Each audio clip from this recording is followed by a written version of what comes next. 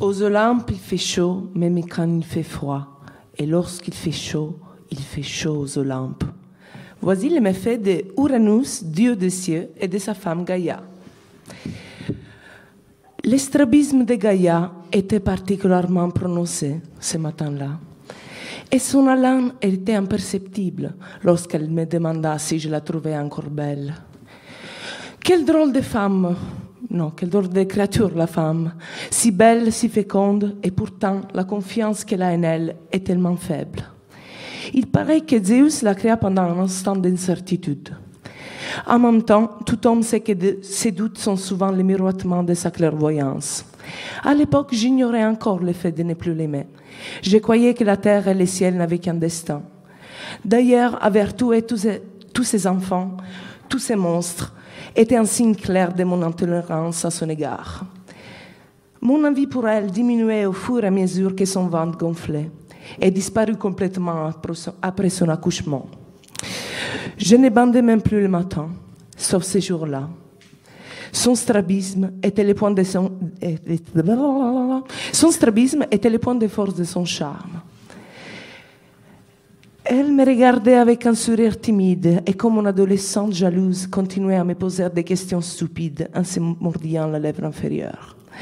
J'ai voulu entamer ses doutes par une digne copulation et lorsque je m'apprêtais à me bander les yeux, elle appuyait encore fois sur ma cuisse. Et je ne vois pas très bien. Elle connaissait très bien les faibles limites de ma virilité. Ainsi, je fermais les yeux. Cela faisait longtemps que je n'étais pas aussi excitée. Quand soudain, j'ai ressenti les mêmes douleurs que lorsqu'on se sépare de l'utérus de sa propre mère. Après quelques instants, j'ai rouvert les yeux et pour mon plus grand étonnement, moi, Uranus, dieu des cieux, je me retrouvais sur terre sous forme de phallus. Gaïa cachait un ciseau derrière son dos et comme un dieu hystérique, elle jeta mes parties génitales par la fenêtre. Tout cela pour venger ses enfants.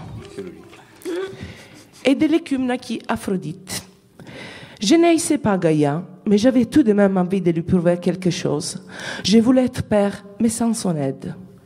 C'était les mois d'août, et la canicule avait rendu chaque partie de mon corps très enflée.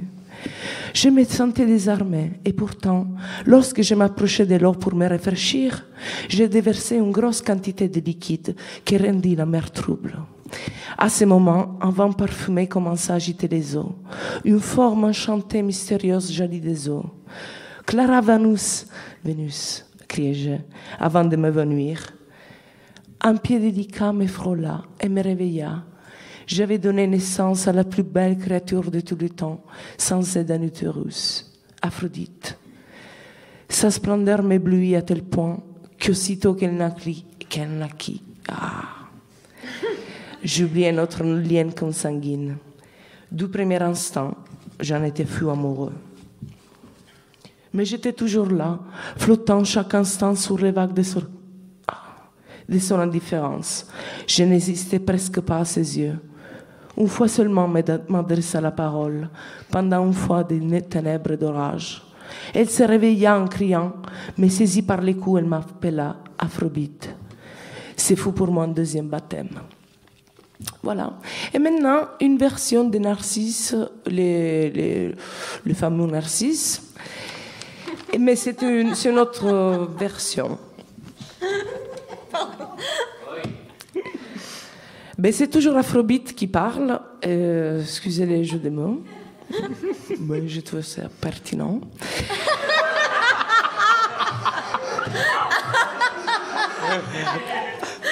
Lorsque j'avais encore un corps et de beaux cheveux, pas loin de chez moi habitait un jeune homme très esthétique, dont le prénom, entouré d'un cœur, fut gravé sur tous les arbres de mon hélicon, Narcisse.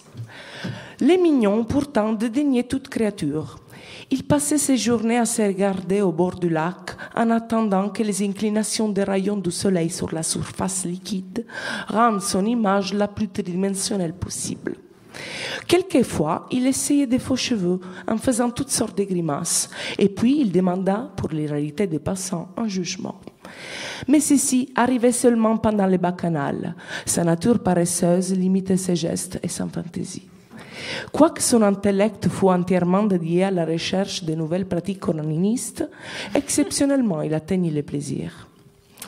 Un jour, en le voyant particulièrement frustré, je lui demandai s'il connaissait l'asphyxiophilie. Il fit non de la tête. Est-ce que vous connaissez l'asphyxiophilie?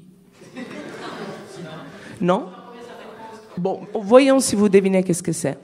On se plongea dans l'eau et on retint notre souffle pendant longtemps. Quand on remonta à la surface, il remercia et me pria de le laisser seul. Après ces jours, Narcisse fut pris d'une véritable folie onanistique. Il ne se regardait même plus. Il passait ses journées dans l'eau, sa peau dorée devint violet clair et ses boucles dorées étaient couvertes d'algues. Quelques jours après, il mourut. Son extrême gourmandise avait empêché son retour dans les terres. Paix à Narcisse.